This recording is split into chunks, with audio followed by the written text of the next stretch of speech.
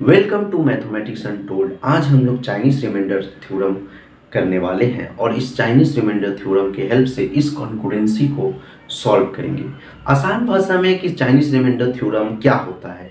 देखिए, Chinese remainder theorem जो होता है, बहुत सारे इक्वेशन का एक सॉल्यूशन फाइंड करने के लिए हम लोग चाइनीज रिमाइंडर थ्योरम यूज करते हैं।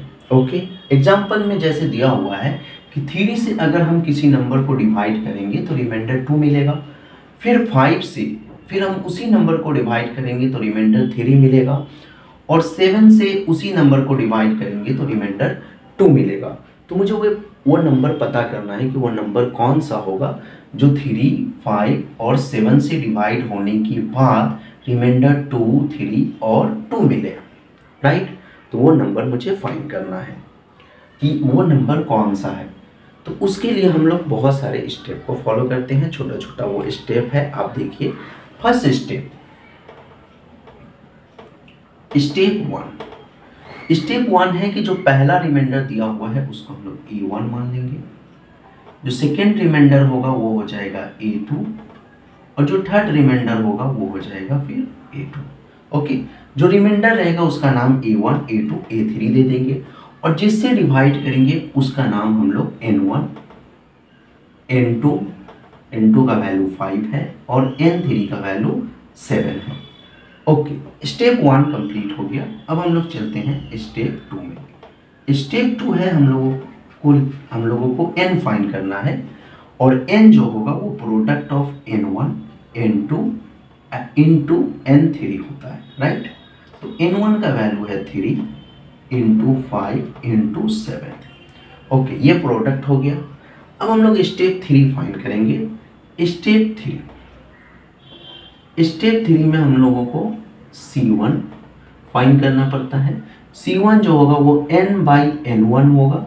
डैट मीन्स N/N1 मतलब कि इस पूरे N के प्रोडक्ट से ये N है, उसमें से 3 हट जाएगा। ठीक है, या आप लिख सकते हैं 3 इंटू 5 इंटू 7। मैं एक लिख कर दिखा देता हूँ। 3 यहाँ से कैंसिल हो गया, डेट मीन्स 35।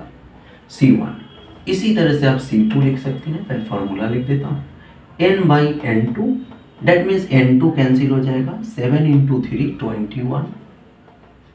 C3 N/N3, फिर N जो है उसमें से 7 कैंसिल हो जाएगा, डेट मीन्स 50। ओके, ये हो गया स्टेप 1।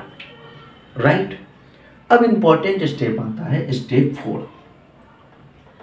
स्टेप 4 में मुझे स्टार्ट करना पड़ता है C1 और मुझे एक अलग से कांस्टेंट नंबर D1 लाना पड़ता है। C1 D1 concurrent with 1 modulo N1। N1 जो है वो मेरा 3 है।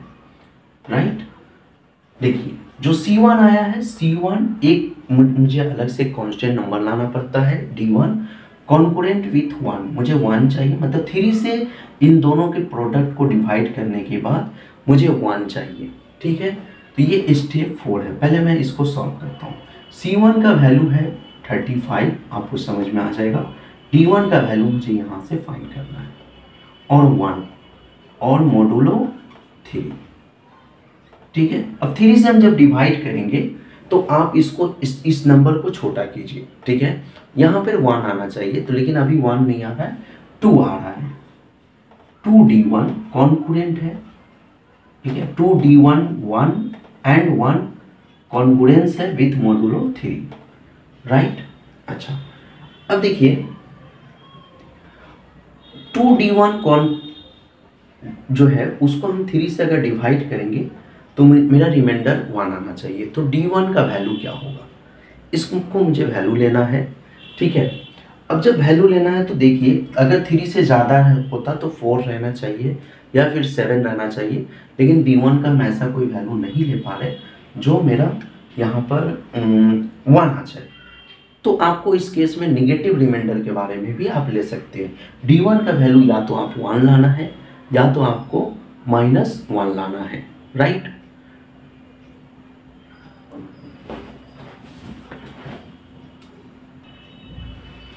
-1 लाना है। तो देखिए, अगर आप 3 से सिर्फ 2 को डिवाइड करते हैं तो आपका रिमाइंडर क्या आ रहा है, -1 आ रहा है। तो D1 को 1 लाने के लिए, D1 मतलब पूरे को 1 लाने के लिए आपको D1 का वैल्यू -1 लेना पड़ेगा। ठीक है, अगर D1 का वैल्यू -1 लेते तो यहाँ पर आपका -2 हो जाएगा। ठीक है, मैं इसको थोड़ा सा यहाँ पर समझा रहा हूँ। चलो ये स्टेप आप कॉपी कर लीजिए, मैं इस स्टेप को थोड़ा रफ करता हूँ। तो देखिए अगर हम -1 लेते हैं तो ये क्या हो जाता है, -2 हो जाता है। -2 को अगर आप 3 से डिवाइड करेंगे तो क्या होगा, 3 1 जा 3, ओके 3 1 जा 3 करेंगे तो ये माइनस करेंगे तो नहीं होगा। ठीक है, 3 से डिवाइड करेंगे तो आप -1 टाइम में डिवाइड कर सकते हैं, क्योंकि -2 से छोटा नंबर यहाँ पर होता है, इसलिए -1 से आप डिवाइड कर सकते हैं। ठीक है, बड़ा नंबर नहीं होना चाहिए और रिमाइंडर जो है वो 3 से बड़ा भी नहीं होना चाहिए, राइट। तो यहाँ पे आप लिखिएगा -3। अब जब आप सब्ट्रैक्ट कीजिएगा तो ये प्लस हो जाएगा, तो मेरा रिमाइंडर 1 आ जाएगा। ठीक है, तो D1 का वैल्यू -1 होगा, राइट। स्टेप 4 अब कंटिन्यू करते हैं। स्टेप 4 का फर्स्ट पार्ट हो गया। अब सेकेंड पार्ट हमारा है C2 D2 कॉन्करेंट होगा 1 मॉडुलो 5, राइट। C2 का वैल्यू मेरे पास कितना है, C2 का वैल्यू 21 है इंटू D2 कॉन्करेंट है 1 मॉडुलो 5 के साथ, राइट। अब 5 से जब हम डिवाइड करेंगे तो यहाँ पर 1 बचेगा, इसलिए 4 टाइम्स में कैंसिल हो जाएगा और 1 बचेगा, तो D2 का वैल्यू आप 1 ले सकते हैं, ओके, राइट। D2 का वैल्यू हो गया।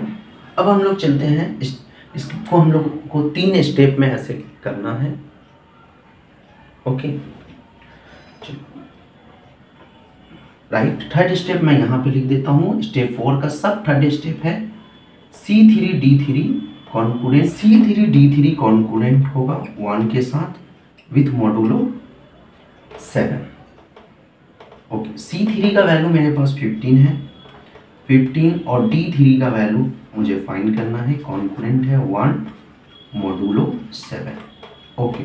7 से जब हम 15 को डिवाइड करेंगे तो यहाँ पे रिमाइंडर 1 आ रहा है, डेट मीन्स D3 का वैल्यू 1 होना चाहिए।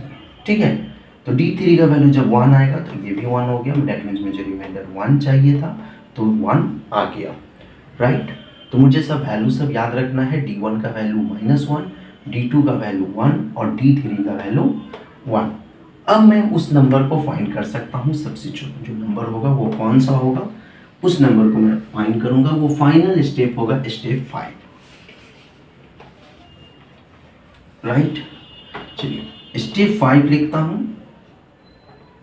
स्टेप 5 है जो मुझे x को फाइंड करना है, उसका फॉर्मूला है A1 C1 D1 plus A2 C2 D2 plus A3 C3 D3। A1 का वैल्यू मेरे पास 2 है, C1 का वैल्यू 35, D1 का वैल्यू -1 प्लस A2 का वैल्यू 3 है, C2 का वैल्यू 21, D1 का वैल्यू 1 प्लस A3 का वैल्यू मेरे पास 2 है और C3 15 और D1 1, राइट। तो ये हम इंटू करेंगे तो 70 और माइनस आ जाएगा साइन, प्लस 63 प्लस 30, ओके। यहाँ से हम लोग देख रहे हैं -7 plus 30 equal to 23।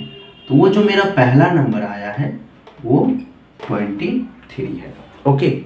First smallest positive number जो 23 है, राइट। आप चेक कर सकते हैं, 23 यहाँ बैठाइए x की जगह पर, 3 से डिवाइड कीजिएगा तो रिमाइंडर 2 मिलेगा, ओके। इस कॉन्करेंसी को सेटिस्फाई किया। देन सेकेंड नंबर 23 यहाँ पे आप बैठाइए, 5 4 जा 23, 5 4 जा 20, 3 रिमाइंडर मिलेगा, राइट। और 23 बैठाइए, 7 3 जा 21 और 2 रिमाइंडर मिलेगा, राइट।